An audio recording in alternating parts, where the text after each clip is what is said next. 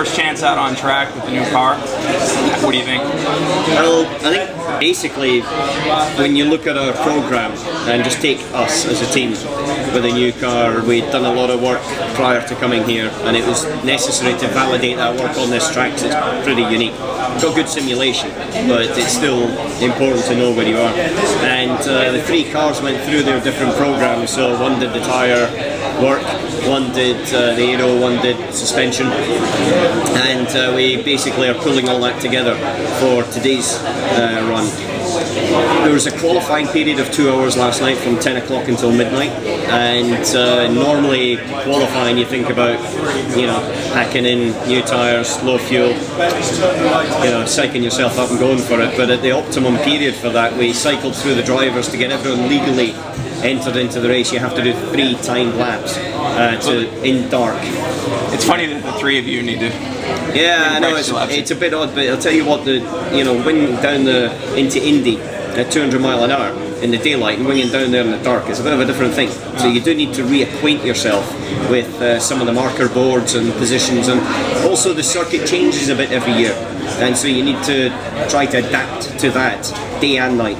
I heard that it's different in Porsche and the Ford Chicane. Well, there's a new section of tarmac all the way from the entry to Porsche curves to the Ford Chicane. So it's much smoother, but you can't dip a wheel off on the right hand side in the long right of Porsche before the karting, because if you do, you end up like the Ferrari over the wall. So, you know, there's positives and negatives.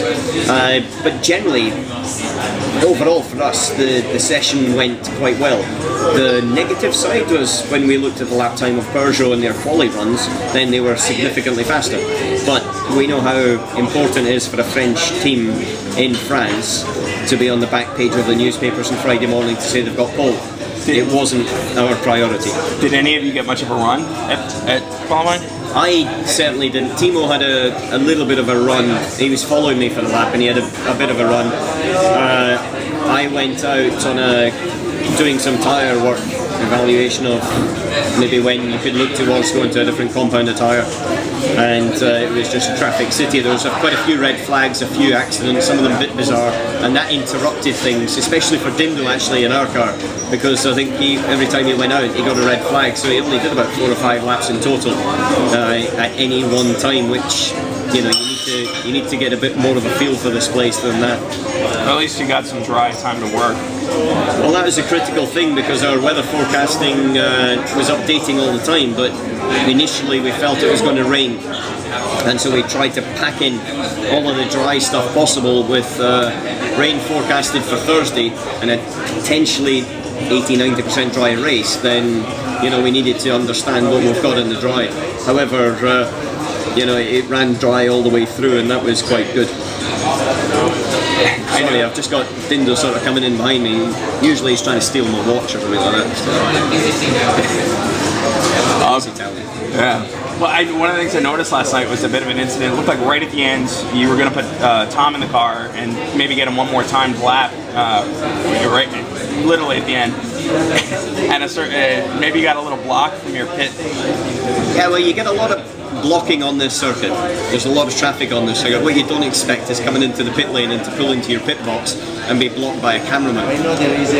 But, you know, there's a lot of interest here, and there's a lot of people in the pits, journalists and television crews and everything else. And the Ferrari, which is in the pit behind us, he'd sort of decided go, not go, go, not go, and the cameraman then moved back to take a good, nice, picturesque, beautiful pan view of the car without any knowledge at all that I was coming in behind him at 40 miles an hour. And I stopped about this much from his ankles, revved it up, nothing, because he's got his head cams on, and then just moved forward and kissed his ankle, at which point I think he jumped out of his skin. And I pulled into the pit box and gave it to Tom. I've got to say I was right across on the other side of the pit lane when that happened, and I was very impressed with your ability to sort of bump him a little bit without I've got to say, racing drivers don't usually have a lot of talent in parking, because I always say, what's the talent required to park a car against a barrier at 120 mile an hour? Not much. But certainly we've got very good feel for distances, and I'm very sure he's happy. But I spoke to him afterwards, and the reason that I went to speak to him is because it's going to be very crowded in the race, and it was his first time actually. He said he was really sorry, it's his first time as a cameraman here and everything else, and it was to make him aware that, you know, at the end of the day, the noses of the car are very strong, and you know, it's a dangerous place, and he's got to be aware of it. But I think looking into his eyes, he appreciates the situation. Well, back to the test session. Of course, Peugeot was quite a bit faster last night. They looked like they were gunning for it. You guys were testing. What's your take on the span? Is it quite a bit closer if you consider? Had you guys run on some qualifying tires and gone for it? I looked at Frank Montagne's run prior to the first break in unofficial practice, and it was a very good run, but it was in clear traffic. I looked at the rest of the guys. Yeah, it's within the ballpark range that we kind of thought it would be. But we also know that we've still got to make some improvements to the car for the race, and we're pulling all of the three experiences together from the three cars, and with Joe Hausner sort of directing that, I think we're going in the right direction. But certainly they're fast. Look, George, they're quick, they're good, they know how to race, they've learned a lot from us, they've watched Truth in 24 I'm sure a million times, and they've prepared well, as we have over the winter. It's not going to be an easy one, but it's going to be 24 hours, and it's going to be 24 hours of trying to make sure there's no mistakes, trying to make sure that you have a problem, you fix it as quickly as possible, whether it's on the track or off the track or whatever. And this race has only just begun. In Sebring 2009 it was quite funny because you know, when you see the start-finish straight, it's some beautiful new motorhomes, and there's a few old wrecks of buses that have been coming to Sebring longer than you or I, and with deck chairs on the top. And then this guy turned up every session with a little video camera, and he had a Porsche shirt on, and I know he didn't buy it at the local merchandising stand, and so every time our car came into the pit, the video camera came up and he was zooming in and out and everything else. So behind the car, I would wave to him every time, just so that purely and simply, when they were replaying that back in Paris and they saw the car coming in and they were trying to study something, they would realise we were watching them as much as they were watching us. What do you think that clearly seems to be where the performance gap was? You look at 2008 with the Truth in 24, the win that's in Truth in 24. That seems to be what really made the race for you guys. Is that what made it so much harder last year?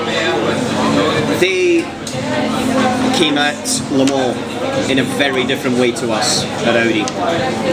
They came at it in a very Latin way, a very French way, and Audi have came at it in a very Germanic way, if you want to put it like that. It's very cold and clinical and making sure every detail is right going forward, whereas they came at it, produce a very fast flamboyant car and then try to make it reliable and then try and make the teamwork and everything else around and about it. We saw in 2007 and 2008, and not just in Le Mans, but in Sebring, in the Le Mans series races and various other places, the weaknesses of that system over the course of a race weekend. And so did they, because they got beaten. And they didn't like getting beaten as much as we don't like getting beaten. But they learned from it, and they learned very clearly. And as I said, they took a lot of lessons from the way we did things. Some of the areas, I think the regulations have helped them quite a lot. Like, for example, in the pit stops now, we can have a cup of tea. It takes that long to do a pit stop with a one gun and two mechanics situation, and that's historically been a place where they've never been quick. It's trying to get the drivers in and out, and so, you know, they've definitely been helped in some ways, but they've learned very well.